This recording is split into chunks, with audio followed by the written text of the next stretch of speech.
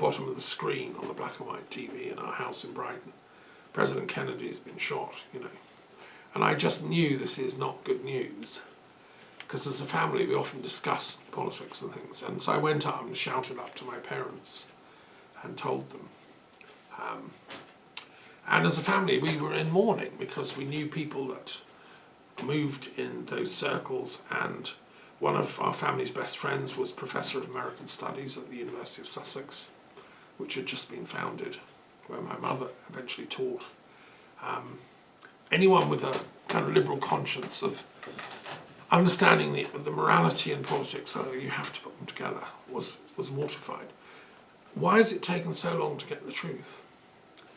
Well, that's, Well, the truth has been there for a while, I'd say, but it takes a while to ferret it out, doesn't it?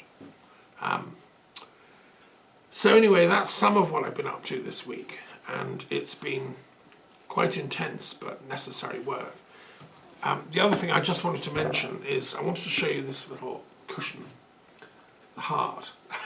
My daughter had this on the bed here.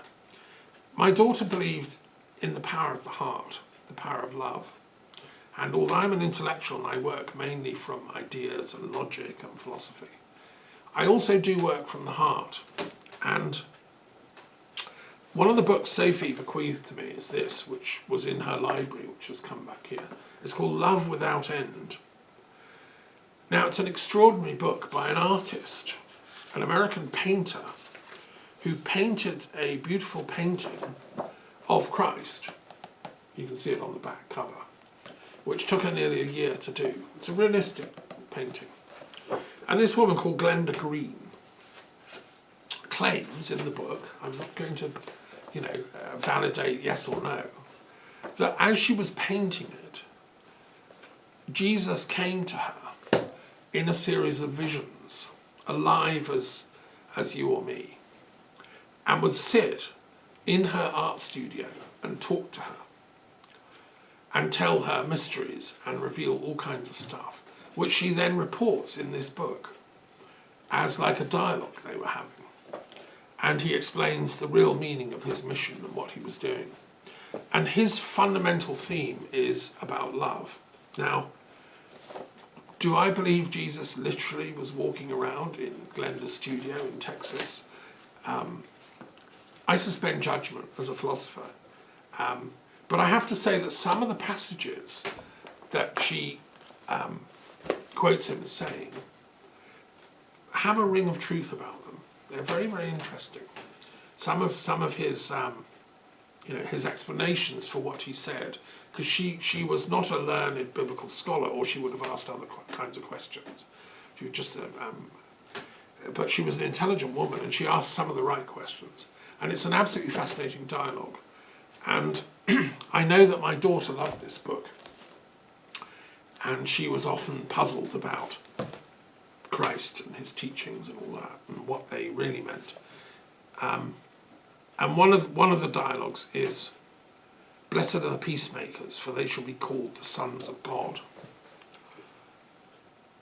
That I explain the Beatitudes in this book, the commentary on the Gospel of Matthew, which is a more academic thing. I'm not downloading, from a visitation by Jesus, but in my worldview, I'm not going to rule out that people can be inspired by such visitations. I think that if you're of a certain intensity of vibration, you can tune into the thoughts of great sages of the past. Anyway, I just want to share that, and so do read this book. It's called Love Without End, and it stands for the heart and my daughter's belief in love. And of course it goes on after death. So Love Without End is infinite in its potential. And I think that's, I would say, if we apply that to these tragedies that are going on in Gaza and Ukraine, or these killings of noble people, if we work with love as our light, then we can ferret out the truth, the facts. Because what we do know is these things were criminal. These things are criminal conspiracies that are going on. But if love is our only weapon. As a person of non-violence, a Gandhian, I believe in the power of love to ferret out the truth. And that's what my daughter believed too. So anyway, that's my little introduction. Any questions or feedback? No. We obviously have a lot of work to do to get the guns quiet down in Ukraine and in the Middle East right now. And it doesn't look like it's going the right way. I saw just last 24 hours, 61 people reported killed in Gaza. Is that in Gaza City? Yeah, In the that's in bombardments? Gaza and around. That's where they're attacking right now. To me, it actually comes across as if they are trying to demolish every building, every block of cement or stone in Gaza City, in Gaza, full stop. To build the dream house or the Israeli Riviera, as Trump and Netanyahu fabled about earlier this year. Absolutely insane. Well, it's insane, but it follows its own kind of logic, doesn't it? It's war logic and violence. Yeah, but it also adds to the protests now in the US of 8 that they are asking for Trump and his hillbillies to stop shipping weapons to Israel. There are people protesting about that, aren't There there, is. in ports around the world. And, It's a growing protest in the USA as well. right, and also here in France, people are refusing to load weapons onto the docks. I think, philosophically, as an intellectual, if Zionism is premised on false thinking, on a false historical analysis of that whole land, we have to go back to the drawing table and unthink it. We have to unthink extreme Zionism, which is what this is all premised on. Even in Zionism, the Israelis never controlled Gaza. It was always a Palestinian place, it was always an Islamic place, it was a strong Christian place. There's never been a time in history when any state that we could call Israel ever controlled Gaza.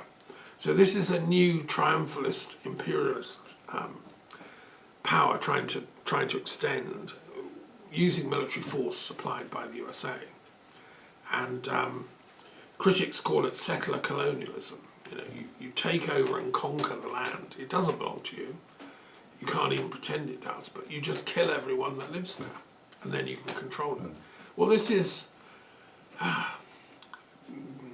it's an intellectual error of a high order. There's no justification for it. It's also an ethical error of a very high order, and it's also criminal in international law. It's genocide, using starvation as a weapon, and bombing and all the rest of it. Now, the question we have to face is then who enforces international law? The UN is supposed to do that. Well, there's two countries in the world that do not accept you, and that is the two main players in this horrible spectacle. You mean Israel and the US? Yep. Well, I think I would beg to differ on the US, because the US, the UN headquarters is in the US. Yeah, they and it have helped the- fund it and create it. I know And it all was that. founded in San Francisco. But it's still You mean the current regime the in, current in regime the US? in the US. They don't want to pay any more membership fees or anything. And they've withdrawn from UNESCO. Yep. Yeah, well, to me that's just insane. And but the people that did the coup against Robert Kennedy, they're still running the show in the States. Yeah. They're an evil cabal of conspirators who've hijacked the American mind and turned it extreme right wing. And that's why they're sitting down with Netanyahu, who's done the same with the Israeli people. There are many excellent Jewish people. I have many friends in Israel who believe in the UN, believe in internationalism, believe in international law, believe in intelligence, etc., who are appalled at what Netanyahu's doing. And I subscribe to a newspaper in Israel called Haaretz, which is like The Guardian is in Britain. it is in Israel. And it gives articles of this dissident Israeli. I would say they're actually the majority of decent people, but they've been frozen out by this crazy extreme Zionist government of Likud. So, you know, what do we do when extreme right-wing people steal states and control them?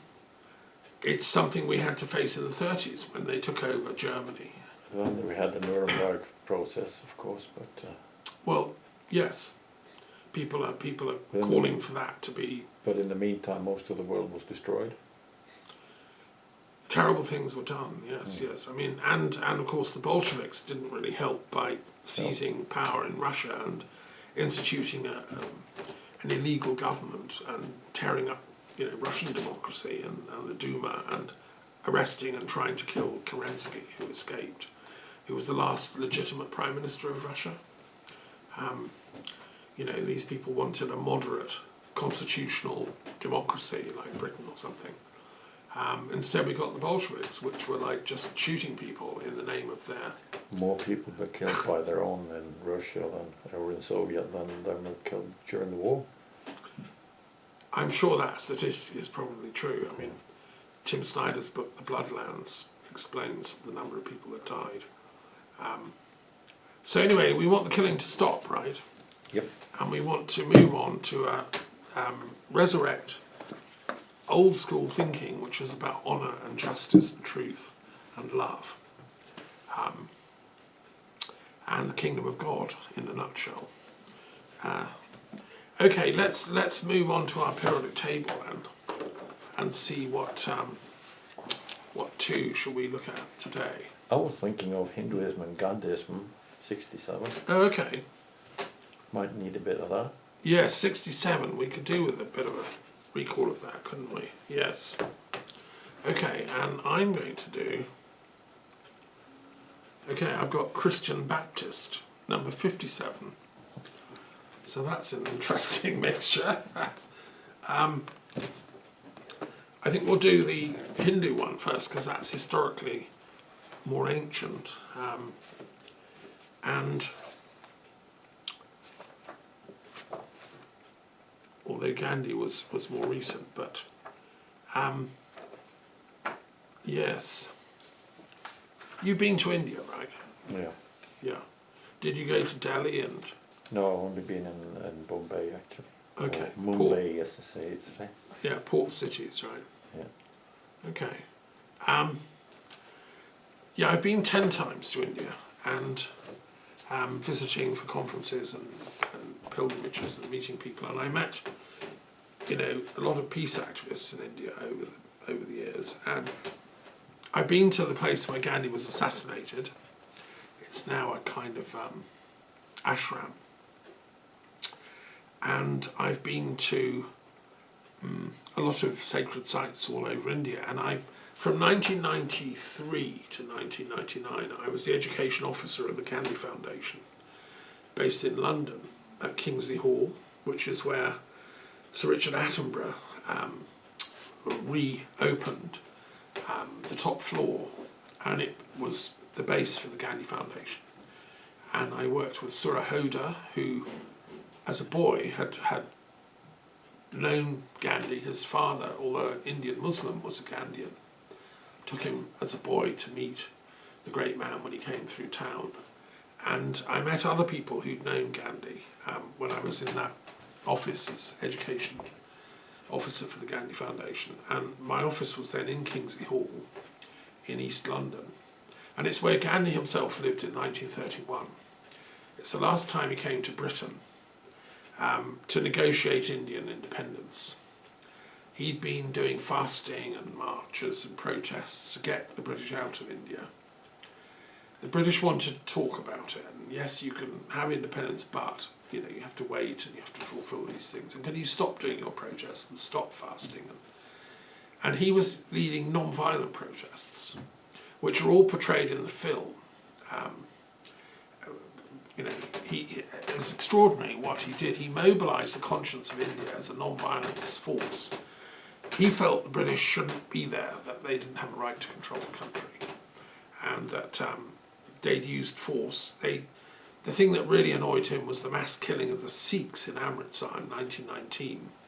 A stupid British imperial officer had ordered a bunch of troops to fire on a crowd and killed loads and loads of people in cold blood. They were not armed. They were doing non-violent protests, and he just machine gunned them to death. And when Gandhi heard that, he said, that's the end of the British in India. They've lost their moral right to rule. He was himself a graduate of my university, University of London. He read law at London.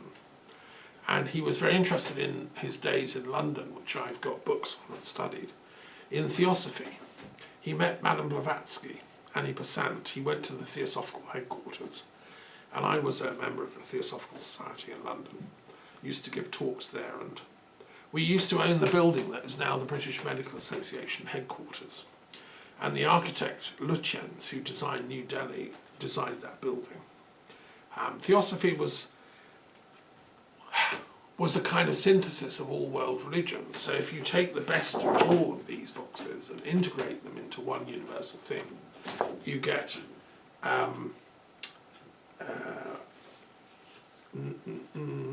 Theosophy, which is a sort of esoteric tradition. It's number 123. And Gandhi himself subscribed to that. He believed that he said all religions are wonderful, but there's no religion higher than truth. And that was the motto of the Theosophical Society. And he himself was a Hindu, but he believed that Hinduism shouldn't be about, waving clubs and beating up Christians and beating up Muslims and being another football team and crowd of supporters. But true Hinduism, to him, should reach up to the higher levels of universalism, which is enlightenment, which is what the rishis and sages of Hinduism always wanted.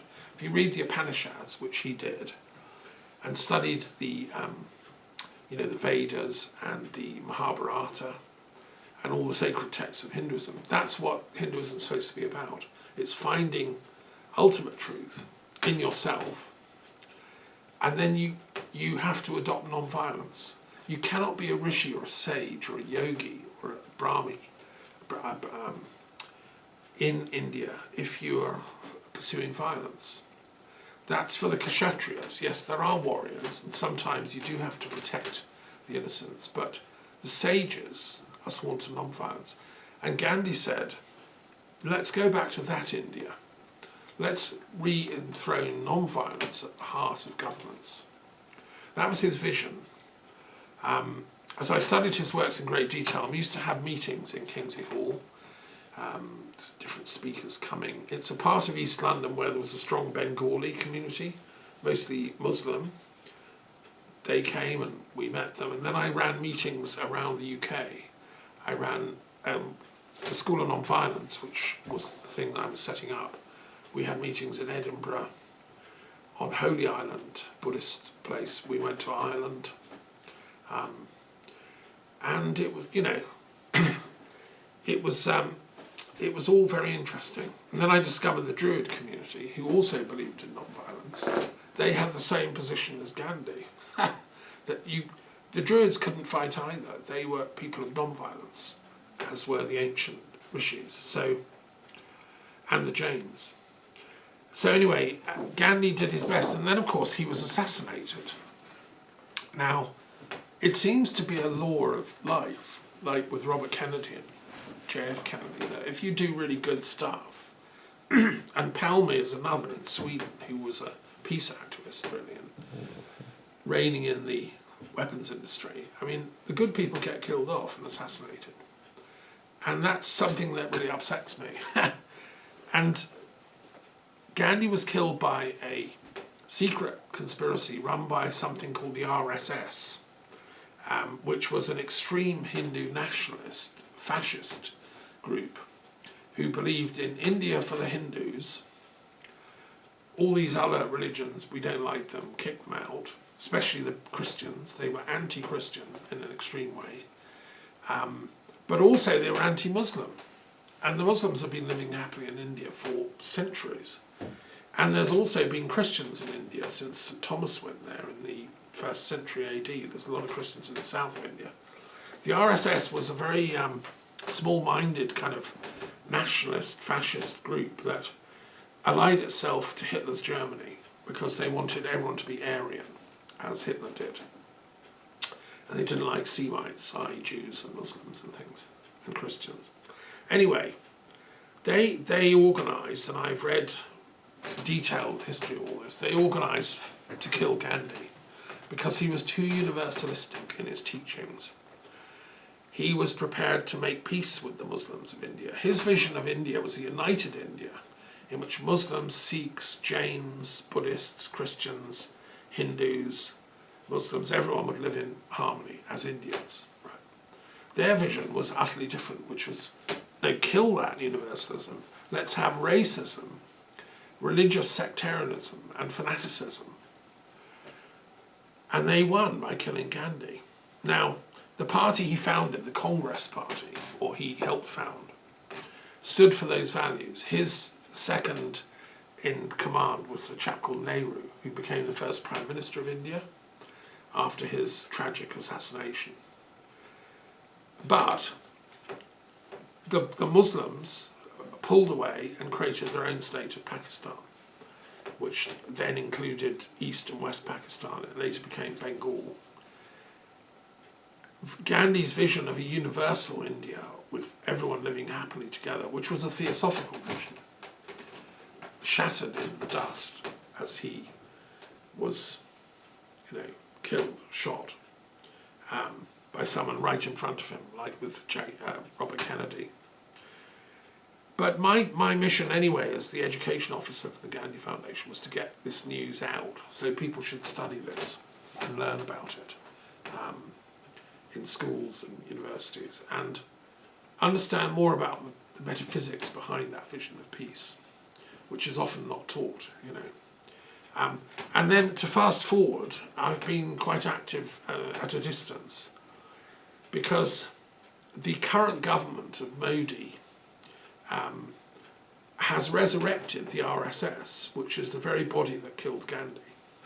And his ideology of this right-wing Indian kind of neo-fascist movement has weaponized anti-Islam, anti-Christianity, exactly as the RSS wants. And this has led to mob attacks on Christians. In India today, it's led to mass killings of Muslims in India today. Everything that Gandhi was against has come to pass. And what I cannot understand, it's as if, let me give an analogy. Let's just say that it turns out that J.F. Kennedy and Robert Kennedy were actually killed by the Ku Klux Klan. Extreme right-wing, white, nationalist, pseudo-fake Christians from the Deep South that wanted to kill these Catholics and get rid of them. Right? Let's just say that. Fast forward 50 years, and the Ku Klux Klan are now running Washington. They've got a Ku Klux Klan party that's become the dominant party, and they've established the norms of what is logical discourse. Now, I'm not saying Trump is quite that bad, although to some extent he is. But that's kind of where we're at in India. The RSS, who killed Gandhi, are now secretly running the country. So I've been I met in Paris a year or so ago, the Congress Party leader, Rahul Gandhi, who is trying to represent the voice of universalism, inclusive moderation, and the original Nehru-Gandhi vision for India. And what's interesting is Modi has been using every trick in the book to disenfranchise Indian voters. So he's been purging the voters' rolls of anyone that isn't going to vote for him. And my friends and colleagues, I've been sitting on a thing called International Panel of Investigating India's Elections. We produced a report at the last general election showing that they've been faking the results, basically. Modi didn't win the election. But because it's all done with high-tech software, they can fake them. So it's an ongoing struggle, this thing. You chose a live one there. Did you know all that? Is that? Not all of it, no, but some of it, yeah. Have you seen the movie on Gandhi? No. I have a copy here. You must get your kids to watch it. It's a great, epic movie. Yeah. I was going to, but I haven't come around to it. I've got it on tape, like an old VHS thing. It's classic, and every young person should see it, and also the oldies. There was a Frenchman, Lanzo del Vasta, who met Gandhi and brought Gandhian ideas back to France, founded a community of the Ark. He was a Catholic, but Gandhi said, don't change your religion, be a better Catholic. Do non-violence within the church. Martin Luther King was inspired by Gandhi, and he did his PhD on Indian ideas of non-violence and stuff, and then tried to apply it to the black civil rights movement. Johan Galtung, founder of Peace Studies, began as a scholar of Gandhian thought, and so I've been in touch over the years with a lot of these thinkers, and they're still important. Johan Galtung was a great Norwegian academic and a Gandhian. Right, okay, now my one, to change the scene a little bit, is number 57, Christian and the Baptist tradition, which is a Protestant tradition that grew up during the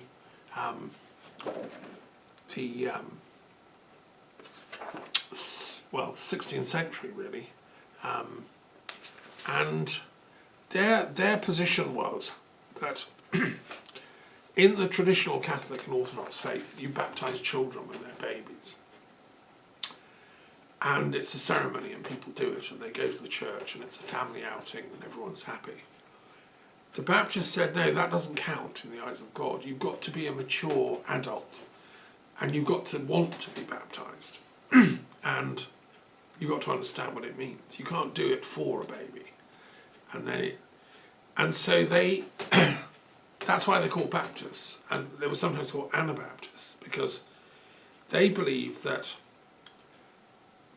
these things are so important that you have to do it when you're conscious and an adult. And so they protested against the corruptions of the official churches, and they formed separate churches called Baptist churches where they took the Bible seriously, and there have been some very interesting Baptist thinkers, intellectuals, and Martin Luther King actually was a Baptist. Billy Graham is another name that's well known. Menno Simons was an early practitioner in Germany. And I should make a confession that my middle name is Clough. I'm called Thomas Cloughdaffer. The Cloughs were a Baptist family from Yorkshire. And I have a family tree of the Cloughs going back to 1600. And they're all Baptists. And my mother was brought up as a Baptist. But her father, who was a Baptist, had married an Anglican, the grandmother. So they made a deal that my mother would go to the Baptist church in the morning and the Anglican church in the evening. So she'd had Sunday she was very busy doing both, and she ended up teaching Bible study classes and things, and did very well at school. She became the head girl at Skipton Grammar School for Girls, and then won a place to read French and Latin and stuff at the University of London, and got a taste for scholarship because the Baptists love learning. They like biblical studies. And I have great respect for them. I've been involved with, obviously, the Christian peace movement for a long time. And I've met some of them. And I just wish there were more around, really. And doing faithful biblical study is important. And especially if it now turns out that Plato's laws helped shape the Old Testament. I don't know how the Baptists will cope with that. But a true Baptist will say, okay, we'll look where the evidence goes, Wait and see. Wait and see, yeah. My grandfather, Herbert Clough, who was a Baptist, he was a learned man in his own way, and he was a wool buyer professionally. He went to Australia to get bales of wool to ship back to Yorkshire to turn into clothes and suits and things. That was his job. But his passion was poetry, literature. He had collected works of Emerson and poetry of Wordsworth, and I've inherited a lot of his old books from the Victorian era. He was like a old Victorian gentleman with a little moustache. And yes, I used to stay with that family every summer holidays for a month, and they would always send me off to church as a little boy, you know. So I guess I sat through those sermons. And I think it's an interesting tradition, and the most interesting thing about it is its commitment to peace and non-violence. And I suppose I was baptised later in my life as an Anglican, but I was in my late 20s, so I took that Baptist route of later coming to it, having studied it, and really like, what is this thing called Christianity? What you know? I don't think just having a little. Yeah, I think it's good that people do the baptism thing later when they're more adult. I'm thinking of, isn't it fleece they called the wool, the sheep's wool? Yeah, the fleece. Yeah. The fleece merchant. Oh, I guess. Yeah. So that's why I wrote the commentary on the Gospel of St Matthew. I think my grandfather Herbert will be proud of me. And also the commentary on the Gospel of Mark, which has just come out. And soon I'll be doing the ones on Luke and John, as well as Thomas and Mary Magdalene. But, you know, can one be a... Ephesians. Well, there's the letters of Paul as well, yes. Right, well that's that. So let's do next our tarot cards, shall we? Let's choose which. Here they are. Right. I'll let you get them out. Ha.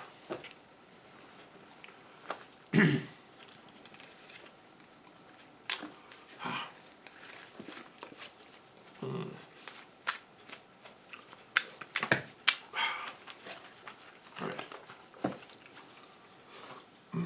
Shall I hold them out for you? There we go. My daughter had a set of these, which I had sent her, but they've come back here now. Right.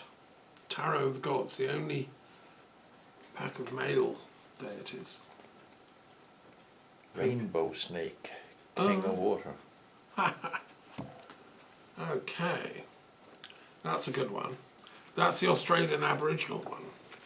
Is it? Yeah. Oh yeah, I can see they got a... Yeah. He's the most Didgeridoo. important. Yeah, most important deity in the Aboriginal religion, arguably. And is the point of doing the Tarot of the Gods was to, I suppose, to kind of find the universal male archetypes within all the religions.